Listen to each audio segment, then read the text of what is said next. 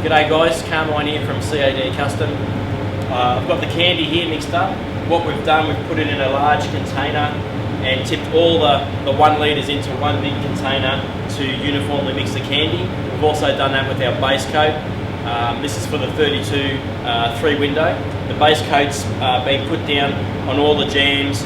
So what we're doing is we're painting all the inside of the car, the door jambs, inside the boot lid, inside the doors, so then we can assemble the car to paint the complete outside all in one hit, which is a must when you do candies, so you don't get any colour variation from panel to panel and side to side and those kind of things. So we're just about to mix up the candy and reduce it, put it in a container and thin it out so we can get it ready to put through the gun.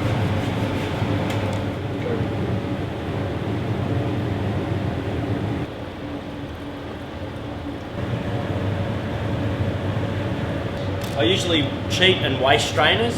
I'd rather use more than not enough.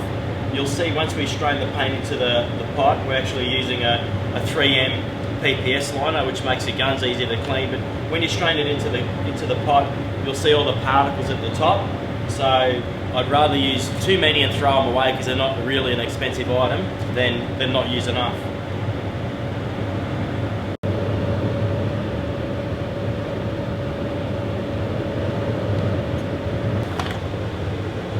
These are a great little invention. Who invented these must be pretty wealthy. So you don't actually have a pot on the gun, so these clip together.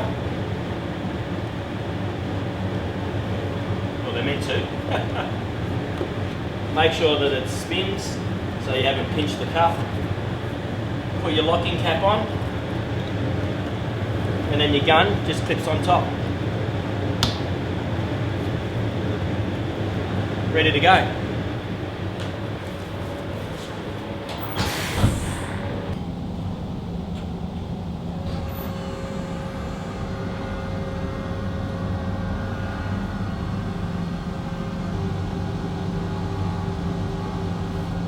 So the base coat's called Pavo Purple, which is a really good base for the purple candy to overlay over the top. One of the secrets and tricks to candies is not making your base too contrasting and too different from the top coat of the candy. You'll get away with it on small items like motorbike, tanks and small items, but if you have such a vast difference from the base coat to the top coat, on a big job you'll always get that tracky look, as it'll be quite difficult and near impossible to cover for that perfect candy job. So now I'll put my mask on and start painting it.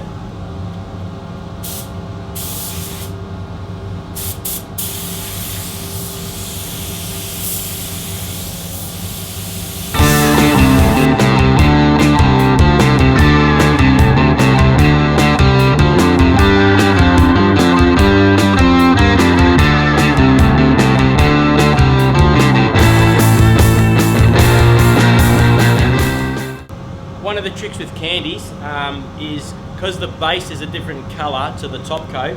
When you do, so we've got our first coat of candy on the parts, but what I'm going to do now, I've masked it so we can take this off.